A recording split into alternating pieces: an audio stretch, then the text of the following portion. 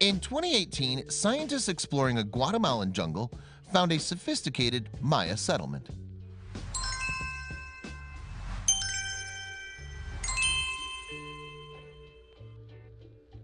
The settlement was mysteriously abandoned, engulfed by swaths of tropical foliage. It went undetected for more than 1,000 years. Then in 2018, a revolutionary new technology revealed the hidden landscape in phenomenal detail. Pyramids, temples, and other man-made structures sprawled for miles through the rainforest, all of them testament to human ingenuity. The world's jungles are, of course, laden with mysteries. In the Amazon rainforest, the boiling river bubbles away at temperatures of over 200 degrees Fahrenheit at times, cooking everything it touches. Meanwhile, in Costa Rica, giant stone balls lie hidden in the vegetation, their makers and function unknown. And throughout South America, ape-like entities called maricoxi, something like tropical Bigfoots, are said to inhabit heavily wooded areas. But in the tangled tropical forest of Petén in northern Guatemala, remnants left by Maya peoples have long drawn adventurers and archaeologists to well-traveled sites such as Tikal. And although Maya civilization is already known to have been extensive and advanced, the findings of one recent study suggest that new wonders are yet to be discovered. Commencing around 2000 BC, the Maya civilization lasted for more than 3,000 years and covered areas of present-day southern Mexico and Central America. In the jungles of Petén, moreover, Maya settlements are thought to have reached their cultural apogee during the so-called Classic period from 250 AD to 900 AD.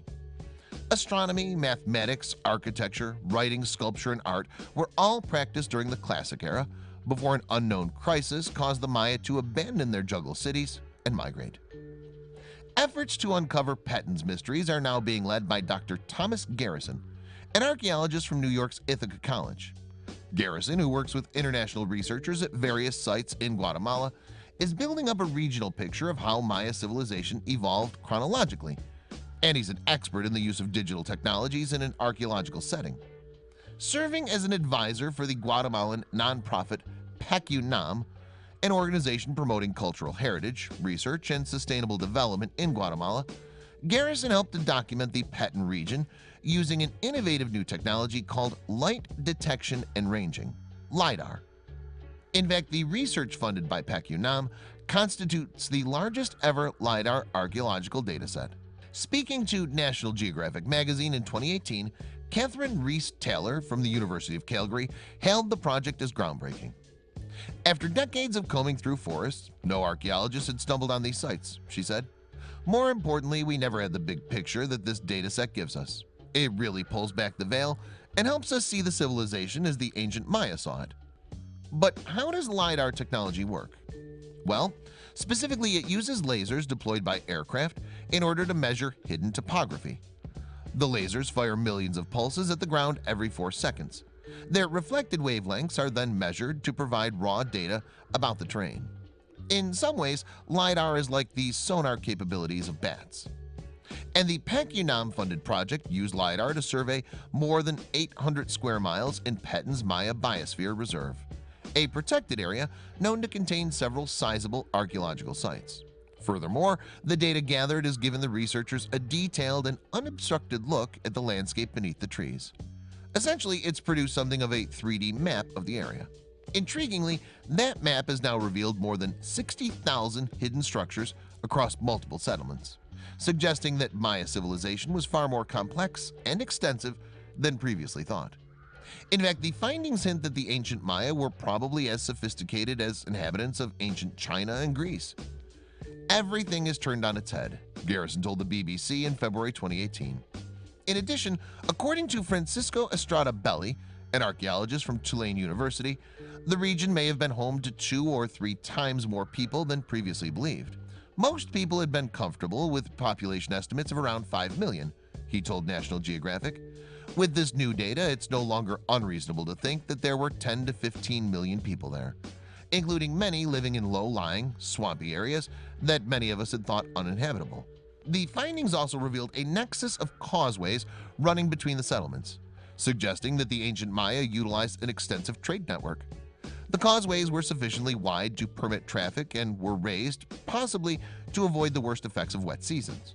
More generally, a profusion of reservoirs, canals, and other engineered structures appeared to demonstrate intelligent adaptation to the tropical environment. And the data suggests that agriculture was practiced more intensively than previously supposed to. The Maya are thought to have utilized sophisticated farming methods such as terracing and irrigation to feed their population. Food staples probably included maize and a plethora of tropical fruits such as guavas and papayas.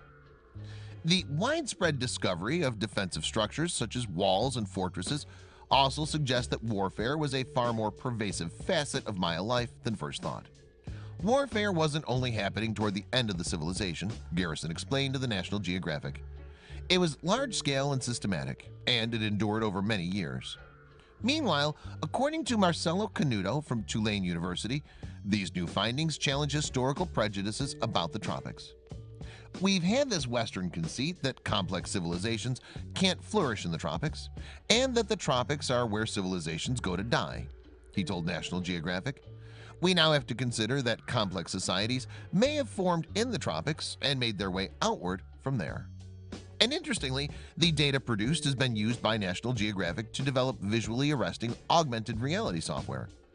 Demonstrated in the 2018 documentary Lost Treasures of the Maya Snake Kings, the software allows users to see hidden structures in their surroundings by simply pointing a tablet or smartphone in their direction. In one scene, for example, explorer Albert Lin uses his device to reveal that a mound is actually a pyramid. There is, however, a significant snag with the lidar data. It compresses 3,000 years of historical development into a single image. Yet, while figuring out a timeline for the structures within that image may be a major test, it's nonetheless a test that Garrison happily accepts. It's a great problem to have because it gives us new challenges as we learn more about the Maya, he told the BBC.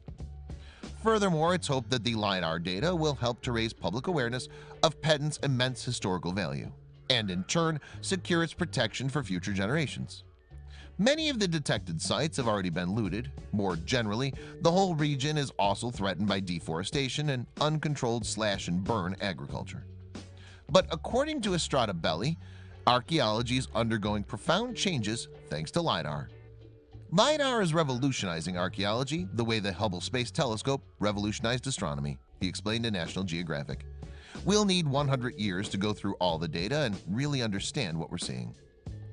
Indeed, this appears to be only the beginning, as the data gathered so far represents the first phase in a 3-year initiative. Ultimately, it's hoped that the project will survey over 5,000 square miles. And according to Stephen Houston, professor of archaeology and anthropology at Brown University, the venture is a game changer. I think this is one of the greatest advances in over 150 years of Maya archaeology, he told the BBC.